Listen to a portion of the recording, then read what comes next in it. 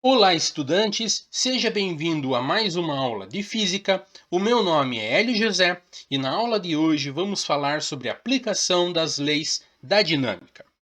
Para contextualizarmos esta aula, vamos nos perguntar o seguinte: por que em corridas de automobilismo, em circuito oval, a curva possui uma inclinação?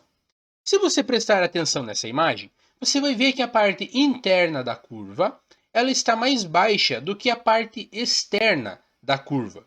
Será que isso tem um motivo? Será que a física é capaz de nos dizer por que essas curvas são feitas assim?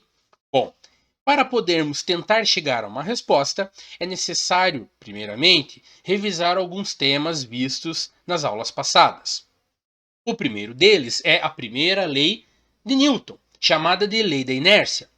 Nessa lei, nós temos que todo corpo tem uma tendência a se manter em repouso ou em movimento retilíneo uniforme, aquele com velocidade constante, até que seja forçado a sair dele.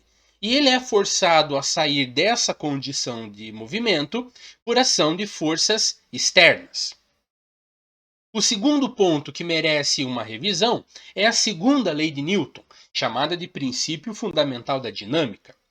A segunda lei de Newton diz que a resultante das forças que atuam em um corpo é igual ao produto da massa do corpo pela aceleração adquirida por ele, por causa da ação das forças sobre ele.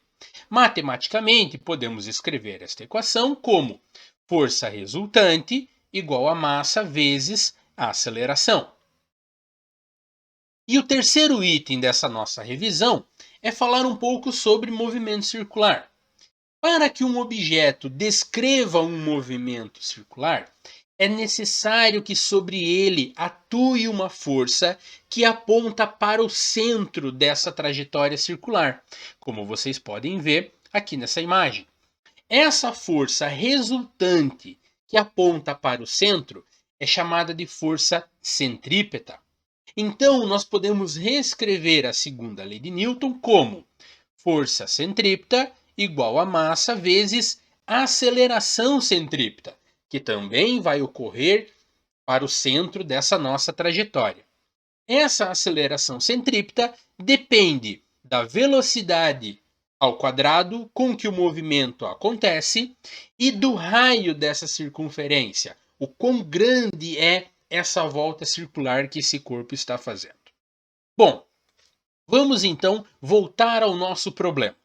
Para tentar responder aquela pergunta, analisaremos duas situações. A primeira é um carro fazendo uma curva em uma pista totalmente plana.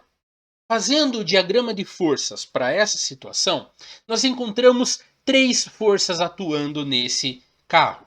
A primeira é a força peso, é a força da gravidade que puxa o carro para baixo.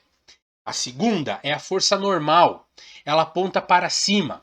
Ela é a compensação da superfície para manter o carro sobre o asfalto.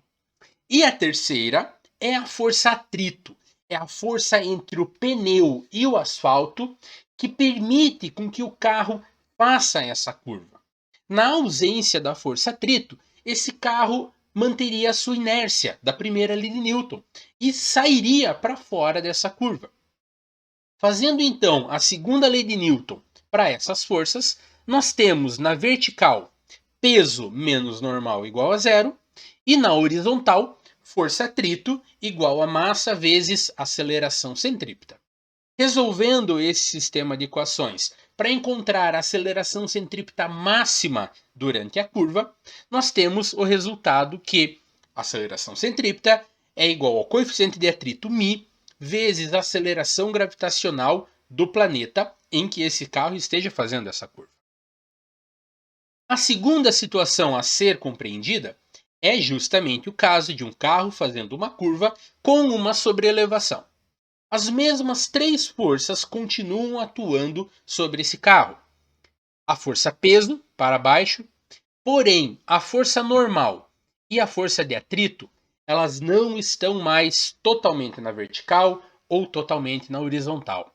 Isso faz com que seja necessária a decomposição da força normal em uma componente vertical y e uma componente horizontal x, A mesma coisa para a força de atrito, uma componente vertical y e uma componente horizontal x.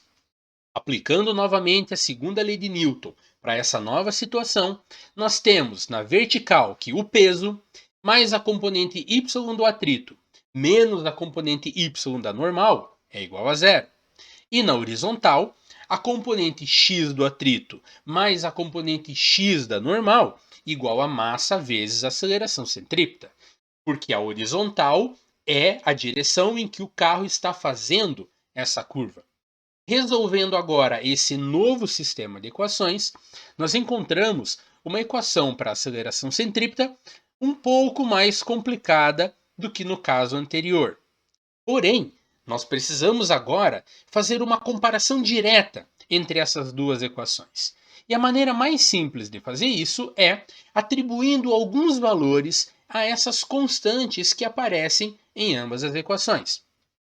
Vamos então considerar que o coeficiente de atrito vale 0,30, a inclinação da pista vale 20 graus, o que resulta em um seno 0,34 e um cosseno 0,94, e a aceleração gravitacional do planeta vamos considerar a da Terra, 9,8 metros por segundo ao quadrado.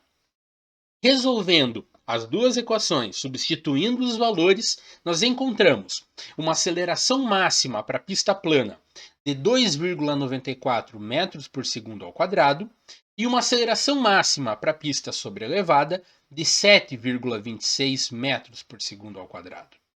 Então nós conseguimos verificar que a aceleração máxima na pista sobrelevada é maior do que a aceleração centrípeta máxima na pista plana.